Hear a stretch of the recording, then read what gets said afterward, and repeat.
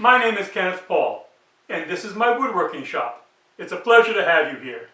Each week, I try to produce a video showcasing either a project from here in the shop or a woodworking technique. This week's project is a 15th century curule chair based on measured drawings from the book Medieval Furniture by Daniel Diehl. D-I-E-H-L, if you want to look up the plans. Alright, as always, if you like the content I'm producing here, do me a favor. Hit subscribe, hit the notification bell. Alright, let's get to it. Thank you. Alright, this is a 15th century curule chair. It's made out of 12-quarter ash. The reason most of this medieval furniture in this time period is produced in such heavy timber is you got to remember that almost exclusively the wood was worked green. They would chop down the trees, then build the furniture. So the furniture naturally was made out of much heavier timber to survive the drying process.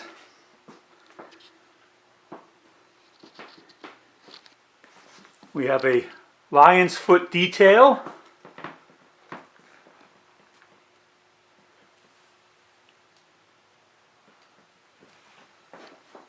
Small decorative fleur-de-lis done in intarsia.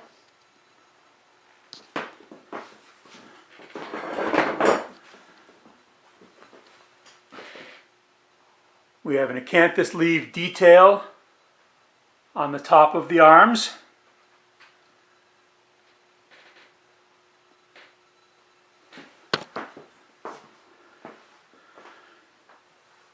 Construction is all mortise and tenon.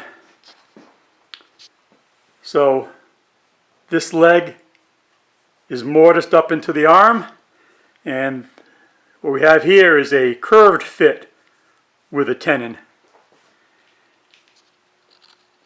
And then the legs are mortised into the stretchers, and the seat stretchers are mortised into the legs.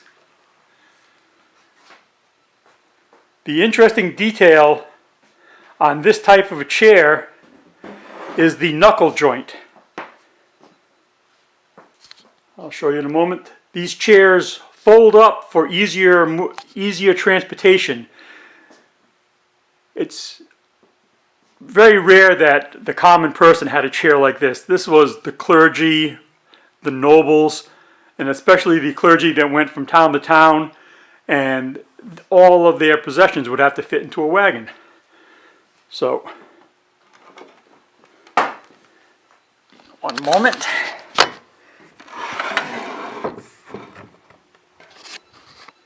And you can see the knuckle joint.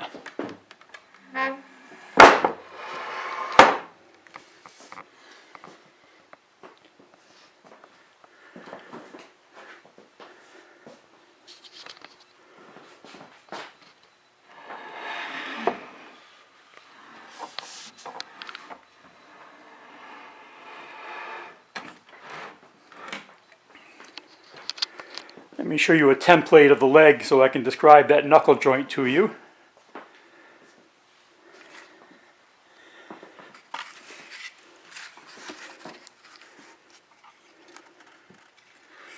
Here is a template of the leg. You can see that, actually it's upside down on this one. There we go. You can see where it mortises up into the arm, and where there's a mortise that goes down inside the leg, the foot.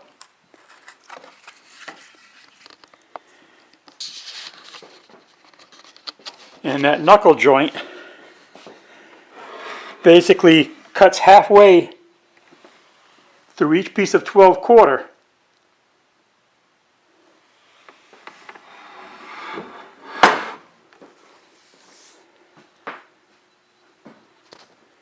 You can see the joint right here. So what you would do is place this on top of your 12-quarter stock. Matter of fact, here's a piece of 12-quarter stock here. You would then drill half the thickness with a 3 7/8 Forstner bit, and then you would cut and chisel to fit the joint. However, I'll give you a technique I've discovered to make this a little bit easier.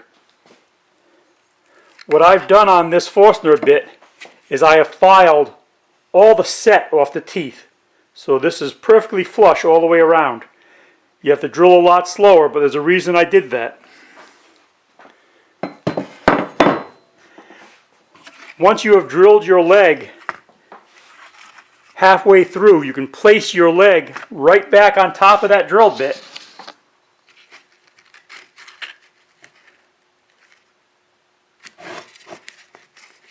And then using a pattern bit on your router, you can follow the edge of that Forstner bit to get a perfect fit on that knuckle joint. I mean, you're still going to do a little bit of filing and you're still going to have to chisel the corners, but the lion's share of the work will be done for you. Here's a 12-quarter arm being roughed out.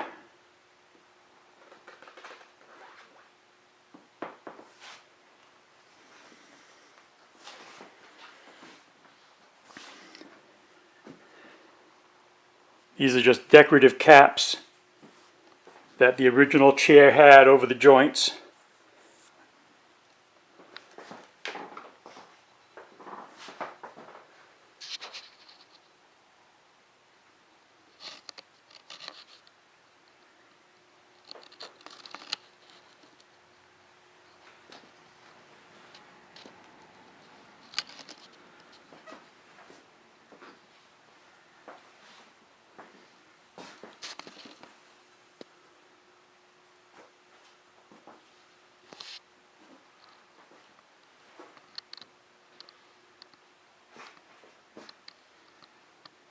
Like I say, once you get the knuckle joint down, the rest of the chair is fairly straightforward, mortise and tenon.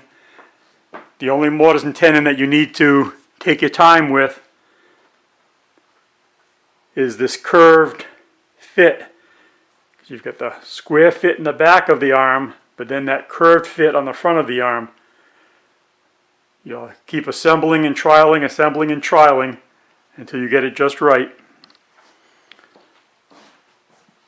Because as the template just showed, this leg is one piece all the way down. This leg is one piece all the way down. And then the knuckle joint is cut halfway through each piece.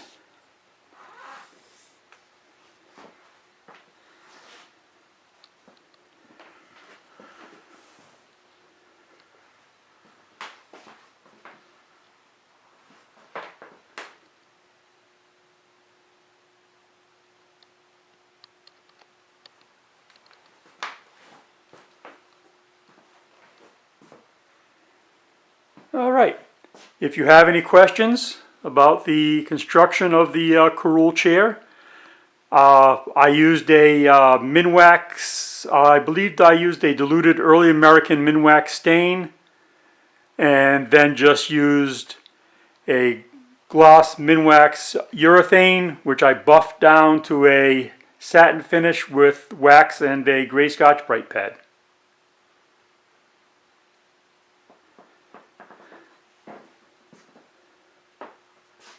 All right.